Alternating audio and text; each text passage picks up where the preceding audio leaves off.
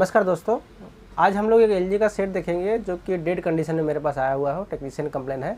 तो उसके अंदर कैसा फॉल्ट है कि जब हम पावर लगाते हैं तो हमको लाइट आपको आगे का देखने को नहीं मिलेगा। वैसे कंडीशन हम बोलते हैं डेड कंडीशन, और जिसमें लाइट आते रहता है उसको हम बोलते हैं स्टैंड बाय कंडीशन। तो डेड कंडीशन और स्टैंड बाय कंडीशन दो होता है। डेड कंडीशन में आपको लाइट नहीं दिखेगा, टीवी ऑन नहीं होगा। ओके, स्टैंड बाय कंडीशन में टीवी ऑन नहीं होगा लेकिन आपका रेड इंडिकेशन जो है वो दिखते रहेगा। तो दो अलग अलग कंडीशन है, रेड कंडीशन और आपका पूरा का पूरा लाइट नहीं दिखना, डेड कंडीशन। रेड वाला डेड वाला, ठीक है। रेड वाले को स्टैंड बाय कंडीशन, डेड वाले को डेड कंडीशन। ओके, तो यहाँ पर आपको इसका मॉडल नंबर 32LN 571B, ठीक है, 571B ये मॉडल है। और ये काफ़ी अच्छा मॉडल है और इसके अंदर नेट है, स्मार्ट टीवी है, लेकिन इसका वर्जन जो ओल्ड हो गया है। यूट्यूब चलता है, कोई दिक्कत नहीं इसमें, लेकिन स्लो चलेगा आपको। ओके, रिमोट भी वर्क स्लो करेगा। तो चलिए हम लोग इसको देख लेते हैं कि क्या कंडीशन है। इसके अंदर आपको कंप्यूटर वाला वायर लगता है जो कि आपके लैपटॉप में लग के आते हैं।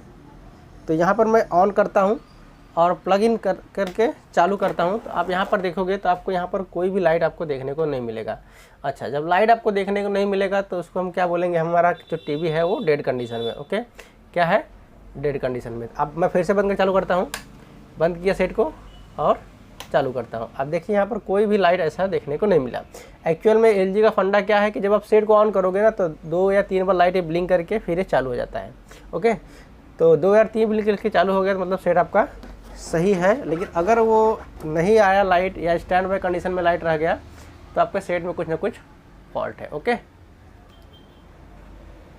तो चलिए हम लोग इसको ओपन कर लेते हैं। ओके, ओपन करने के लिए आपको स्क्रूड्राइवर का सहारा लेना पड़ेगा और यहाँ पर 2 स्क्रू ही लगा के रखा है। तो दोनों स्क्रू को मैं ओपन कर लेता हूँ और ओपन करके चलिए इसको मैं ओपन कर लेता हूँ। ओके,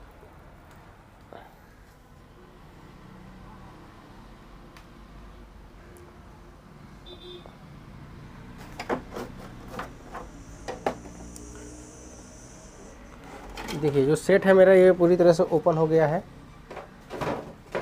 तो यहाँ पर 2 चीज़ है, एक पावर सप्लाई, दूसरा मदरबोर्ड, और यहाँ पर टिकॉन लगा हुआ है। तो ये स्पेशल मॉडल है एलजी का। तो इसके अंदर आपको कुछ स्पेशल चीज़ें आपको दिखाता हूँ मैं कि इसका स्पेशलिटी क्या है इस मॉडल का खास करके।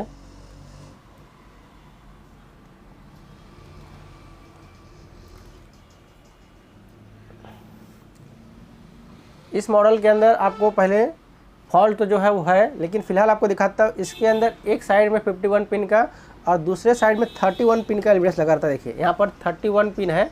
ओके, और दूसरे साइड में है 51 पिन। यहाँ पर 30 मदरबोर्ड में आपको 30 पिन का कनेक्टर नहीं दिखेगा। ओके, तो अब यहाँ पर हम लोग आते हैं पावर सप्लाई के ऊपर। पावर सप्लाई के अंदर हमको वोल्टेजेस को चेक कर लेना है, क्या वोल्टेजेस हमारे सही से बन रहे हैं या नहीं बन रहे हैं। हमारा टारगेट वही है कि पहले वोल्टेजेस को पावर सप्लाई के अंदर हम लोग चेक कर ले कि क्या वोल्टेज सही बन रहा है या नहीं बन रहा है। ओके, अगर बनता रहेगा तो पावर सप्लाई हमारा ओके रहेगा तो हम मदरबोर्ड में शिफ्ट होंगे। अगर नहीं बनेगा तो हम पावर सप्लाई में ही टिके रहेंगे। ओके, तो थोड़ा सा आपको मल्टीमीटर के ऊपर ध्यान देना पड़ेगा। तो मल्टीमीटर से आपको सबसे पहले मैं 300 वोल्ट चेक करूँगा। ओके, मल्टीमीटर में सबसे पहले मैं 300 वोल्ट चेक करूँगा, उसके बाद में बाकी के वोल्टेजेस को चेक करेंगे। ओके, तो चलिए हम लोग यहाँ पर मल्टीमीटर से चेक कर लेते हैं वोल्टेज को। सबसे पहले हम यहाँ पर लगा देते हैं वायर मेंस वाला और 300 वोल्ट चेक करते हैं। वोल्टेज के लाइन में डाल देंगे इसको और 300 वोल्ट हम लोग यहाँ पर चेक कर लेंगे। तो 300 वोल्ट हमारा यहाँ पर ओके दिखा रहा है, मतलब हमारे वोल्टेज 300 वोल्ट सही है। अच्छा, अब यहाँ पर एक छोड़ के बाकी 2 पे आपको 3.3 देखने को मिलेगा कनेक्टर के ऊपर। तो वहाँ पर 3.3 मिल रहा है कि नहीं वो हम लोग चेक करेंगे। ओके, तो कनेक्टर के ऊपर यहाँ पर जो कनेक्टर है इसके ऊपर चेक करेंगे। तो यहाँ पर हमको कनेक्टर के ऊपर कोई भी वोल्टेज देखने को नहीं मिल रहा है। ओके, तो हम बंद करेंगे सेट को और चेक करेंगे क्या कनेक्टर के ऊपर हमको शॉर्टिंग वोटिंग दिखा रहा है क्या। तो कनेक्टर को हम लोग चेक करते हैं। यहाँ पर हमको कनेक्टर पर कोई शॉर्टिंग शो नहीं कर रहा है, ठीक है। कोई शॉर्टिंग हमको शो नहीं कर रहा है ग्राउंड के अलावा। ओके, तो अब हमारा जो फॉल्ट है वो पावर सप्लाई में फिक्स हो गया, या कंफर्म हो गया। ओके, तो पावर सप्लाई हम लोग निकाल लेते हैं। सबसे पहले क्या करते हैं, पावर सप्लाई को हम लोग आउट कर लेते हैं और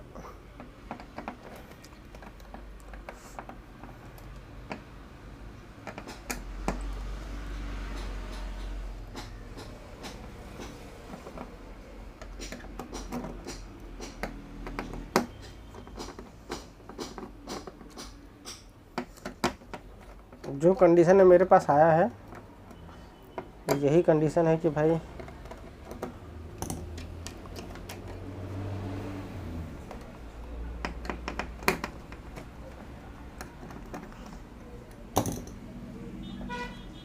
तो आप देख सकते हो कि ये इसका पावर सप्लाई है। और अरे बाप रे, इसके अंदर आप देख सकते हो कि पहले इसका स्क्रू खोल लेते हैं। तो यहाँ पर आप देख सकते हो कि यहाँ पर ये आप देख सकते हो यहाँ पर ये पीएफ भी इसका देखो फटा हुआ है, देख सकते हो।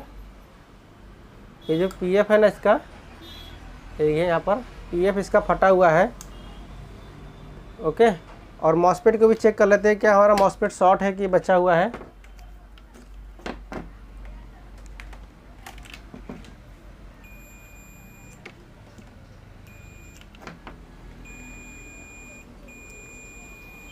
इसका मॉसफेट भी शॉर्ट दिखा रहा है। ओके, आपको दिख रहा है मल्टीमीटर?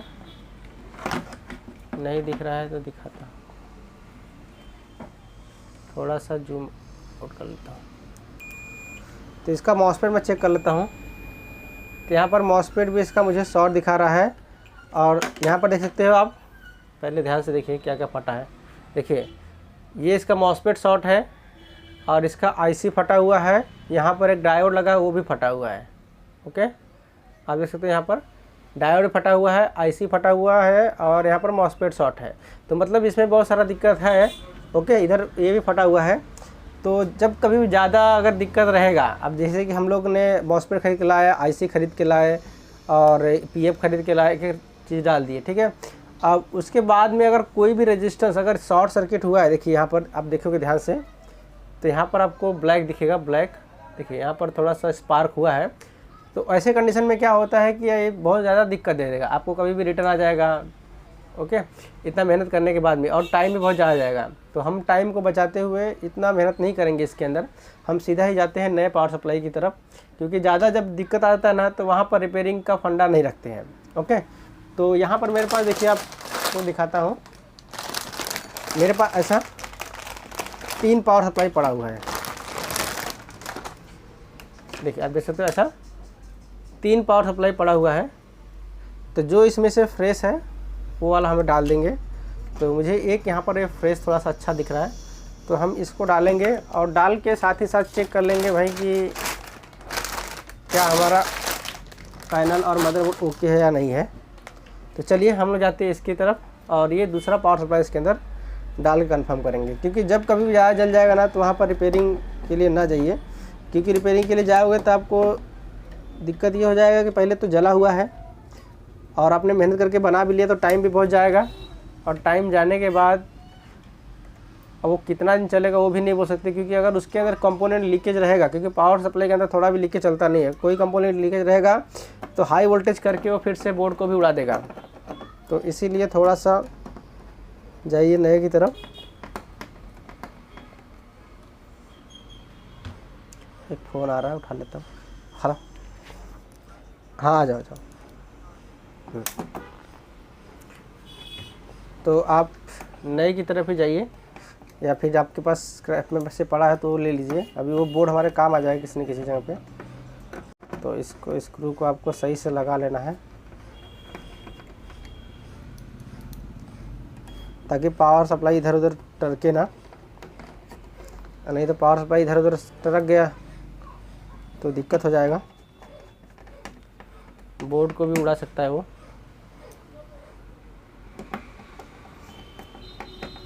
देखो पावर सप्लाई तभी आप रिपेयर कीजिए जब उसके अंदर मॉसफेट ड्राइवर, ठीक है, उड़ा हुआ है या हाई वोल्टेज बन रहा है, वैसे चीज़ को रिपेयर कीजिए, क्योंकि ऐसे चीज़ को रिपेयर करोगे तो थोड़ा सा दिक्कत हो जाएगा और चांसेस ये रहेगा कि पैसा भी वेस्ट जाएगा और टाइम भी वेस्ट जाएगा। ठीक है, चलिए यहाँ पर मैं इसको अब सेट्स को चालू करके देखता हूँ क्या पिक्चर आया है कि नहीं आया है। यहाँ पर देखिए लाइट 2 बार ब्लिंक 3 बार ब्लिंक मार रहा है, अभी सेट चालू हो गया है। और बैकलाइट का वायर शायद मैंने नहीं लगाया है, बैकलाइट का वायर लगा देता हूँ, उसके बाद सेट को ऑन करता हूँ, देखते हैं कुछ लिख के आता है कि नहीं। आप देखिए LG लिख के आ गया है। ओके, देखिए आपका नो सिग्नल घूमने लगा। तो इस तरह से आप ये सेट को बना लीजिए, और जब कभी भी ज़्यादा दिक्कत रहे पावर सप्लाई में उड़ा हुआ है तो उसको रिपेयर करने से अच्छा आप दूसरा डाल दीजिए, नहीं तो रिपीट आएगा तो फिर आप पैसा तो ले लोगे, फिर दोबारा आपका काम करने की इच्छा नहीं होगी। इसीलिए आप नए की तरफ जाइए जब अगर ज़्यादा पावर सप्लाई में दिक्कत आए तो। ठीक है, जैसे जल गया है पावर सप्लाई तो रिपेयर तो होता है लेकिन बाद में दिक्कत देता है ऐसा, क्योंकि हम लोग ये सब करके देख चुके हैं और सब झेल चुके हैं। ओके, तो चलिए हम लोग सेट को पैक कर देते हैं, और ये मेरा जो काम है वो हो चुका है। ठीक है, तो फाइनल फिटिंग की ओर चलते हैं और पैक कर देते हैं। थैंक्स। तो आपने देखा कि LG सेट के अंदर हमने किस तरह से ये पावर सप्लाई जो था ये पूरी तरह से जल गया था। ओके, आप देख सकते हैं पावर सप्लाई, तो ये पावर सप्लाई पूरी तरह से जो है जला हुआ है। जला हुआ मतलब समझ सकते हो कि इसका जो है मॉसफेट और यहाँ पर PF और ये रजिस्टर और पीछे IC ड्राइवर IC, तो ये सभी चीज़ें इसमें जल चुके हैं। ओके, और आजू बाजू कंपोनेंट भी जले हुए हैं। तो इतना सब अब जल के वो ख़त्म हो चुके हैं, तो उसका वैल्यू फाइंड आउट करना और IC का नंबर डालना थोड़ा सा मुश्किल होता है जब तक कि आपके पास सेम पावर सप्लाई ना हो या अदरवाइज़ आपके पास सिमेटिक ना हो। तो वैसे कंडीशन में क्या करना पड़ता है आपको कि अगर आप जाए दूसरे पावर सप्लाई की तरफ तो ज़्यादा अच्छा हो जाता है, क्योंकि ज़्यादा जला हुआ चीज़ हम लोग रिपेयर करने जाएंगे तो उसमें टाइम भी जाता है, पैसा भी घुसता है।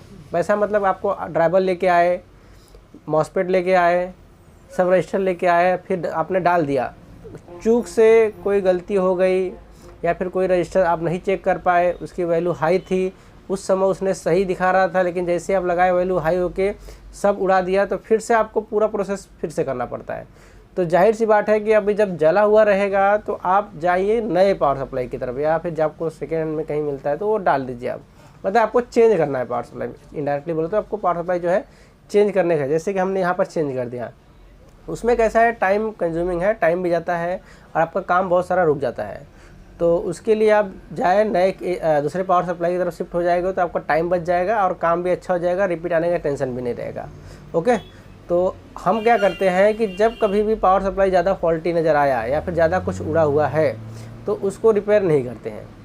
उसको रिपेयर करने से क्या होता है, अगर जला हुआ है तो अगर हम बहुत सारा ट्राई करें बंद तो जाएगा, कोई दिक्कत नहीं है, लेकिन उस एरिया में जो है ना वो लीकेज क्रिएट कर देता है। जब लीकेज क्रिएट कर देगा तो कभी भी थोड़ा भी रेजिस्टेंस अप डाउन हुआ पावर सप्लाई के अंदर ना तो वो पावर सप्लाई उड़ा देता है। हाई वोल्टेज कर देगा तो मदरबोर्ड उड़ा देगा।